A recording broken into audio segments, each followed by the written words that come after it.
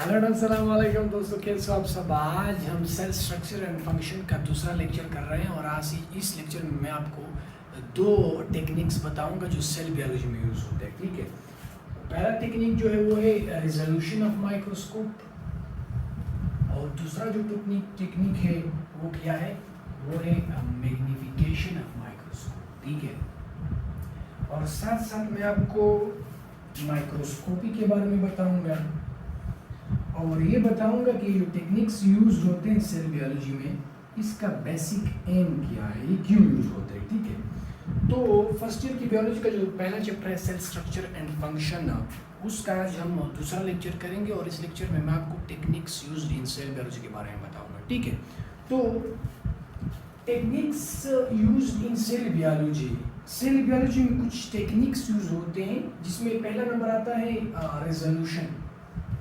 resolution, number 2 magnification, number 3 staining, number 4 centrifugation, number 5 tissue culture, number 6 chromatography, number 7 electrophoresis, number 8 spectrophotometry and number 9 is micro dissection।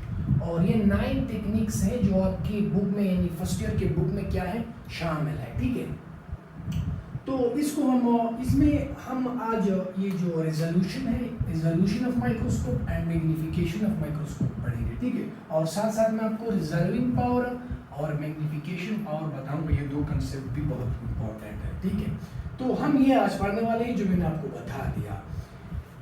पहले lecture में आज हम resolution और magnification को करेंगे कि ये जो है स्टेनिंग और सेंट्रीफ्यूगेशन, इसको हम फिर अगले लेक्चर में करेंगे। दो टेक्निक्स को हम एक लेक्चर में करेंगे। ठीक है, क्योंकि ये बहुत लेंथी है।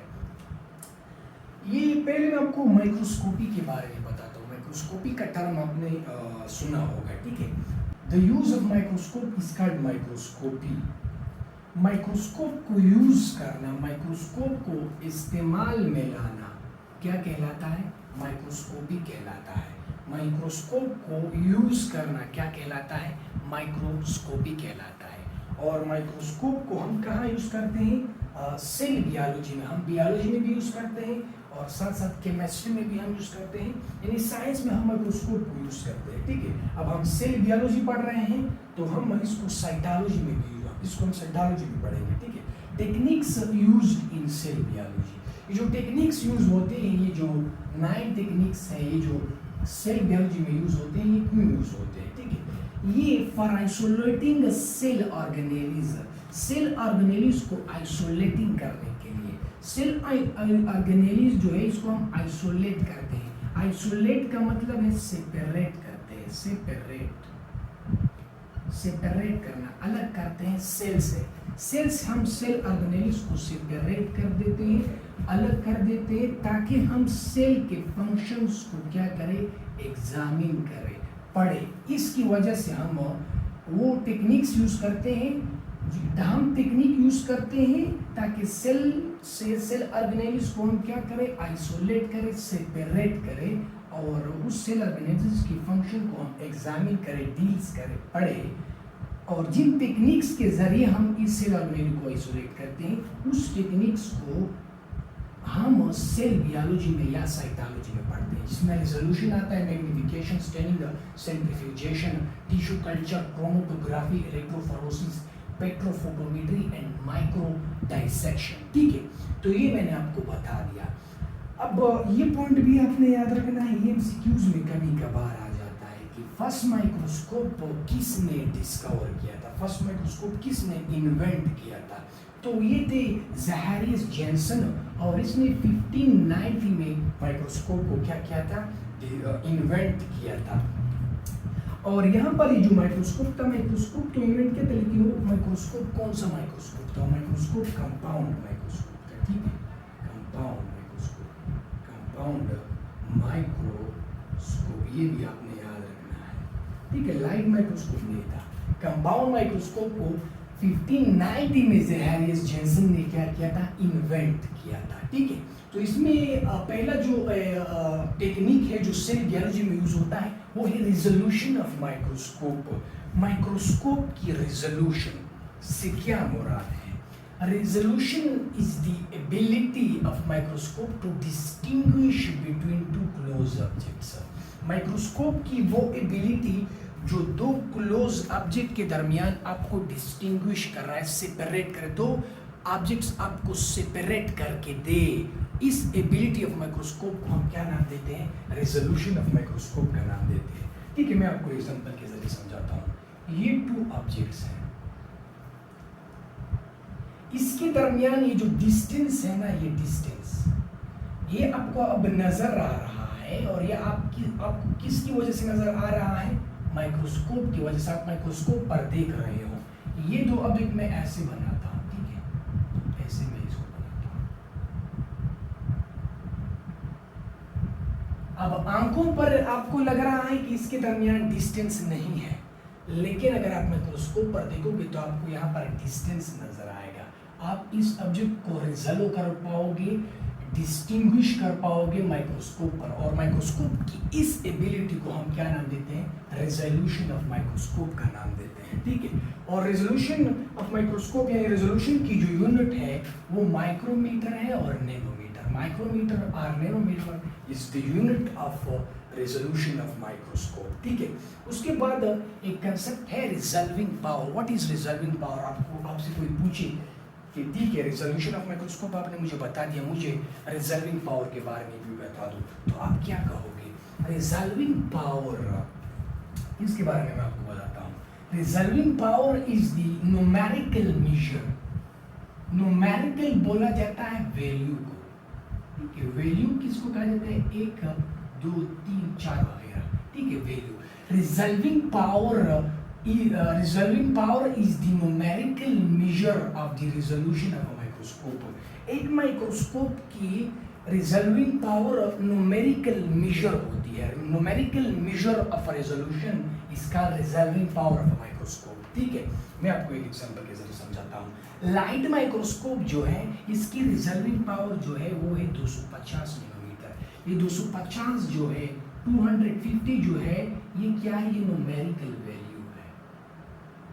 न्यूमेरिकल वैल्यू, न्यूमेरिकल वैल्यू और न्यूमेरिकल मेजर। ठीक है,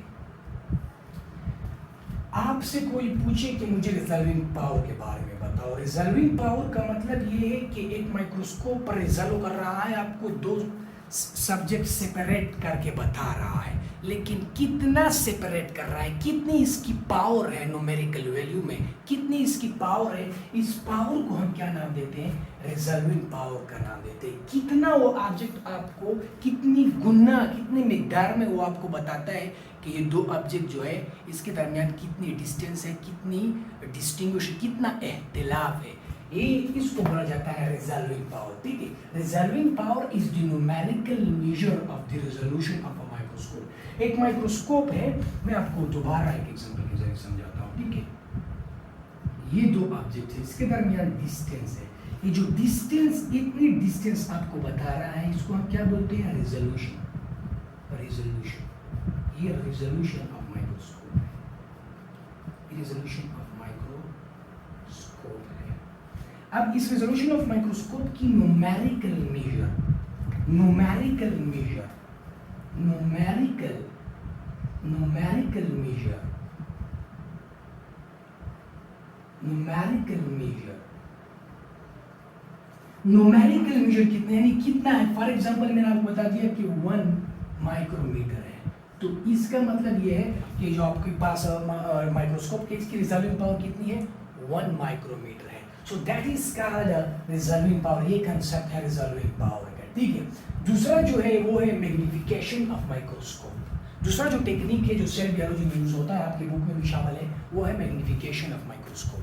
मैग्निफिकेशन को कैसे डिफाइन करोगे आप? Magnification is the process, magnification is the process of enlarging the appearance of an object using microscope. एक ऑब्जेक्ट को इनलार्ज करना, ऐसा प्रोसेस जिसमें आप एक ऑब्जेक्ट की इमेज को इनलार्ज करते हो, बड़ा करते हो, माइक्रोस्कोप को यूज करते हुए, इस प्रोसेस को रेजोल्यूशन मैग्निफिकेशन ऑफ माइक्रोस्कोप कहा जाता है। दोबारा मैं आपको बताता हूँ, ऐसा प्रोसेस जिसमें आप एक ऑब्जेक्ट की इमेज को क्या करते हो, इनलार्ज करते हो, बड़ा करके पेश करते हो, इस प्रोसेस को क्या कहते हैं, मैग्निफिकेशन ऑफ माइक्रोस्कोप कहते हैं। ठीक है, मैं आपको एक एग्जांपल के जरिए समझाता हूँ। ठीक है, ये एक ऑब्जेक्ट है, इसकी इमेज इतनी है। ठीक है, ये इसकी क्या है, ये इसकी रियल इमेज है। क्या है, रियल इमेज है। आपने इसको अंडर माइक्रोस्कोप किया और इसकी इमेज जो है अब इतनी हो गई, इतनी हो गई, यानी इसकी इमेज क्या हो गई, मैग्नीफाई हो गई, इनलार्ज हो गई।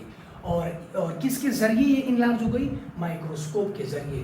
तो ये जो प्रोसेस हुआ, इस प्रोसेस को हम क्या नाम देते हैं, मैग्निफिकेशन ऑफ माइक्रोस्कोप का नाम देते हैं। ठीक है, मैग्निफिकेशन ऑफ माइक्रोस्कोप यानी मैग्निफिकेशन की जो मैग्निफिकेशन ऑफ माइक्रोस्कोप की जो यूनिट है वो क्या है, वो है small x.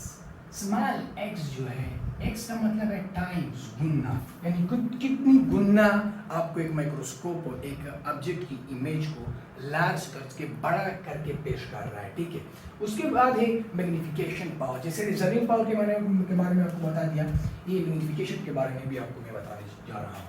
Magnification power refer to the numerical value of how many times larger the image appears compared to the real object image. ठीक है, एक मैं आपको एक एग्जांपल के जरिए समझाता हूँ। ये एक ऑब्जेक्ट है, ठीक है, ये एक ऑब्जेक्ट है, ये इसकी रियल इमेज है। ये एक ऑब्जेक्ट है, ये इसकी रियल इमेज है। आपने इसको क्या किया, माइक्रोस्कोप के अंदर रख दिया। ठीक है, माइक्रोस्कोप के नीचे रख दिया।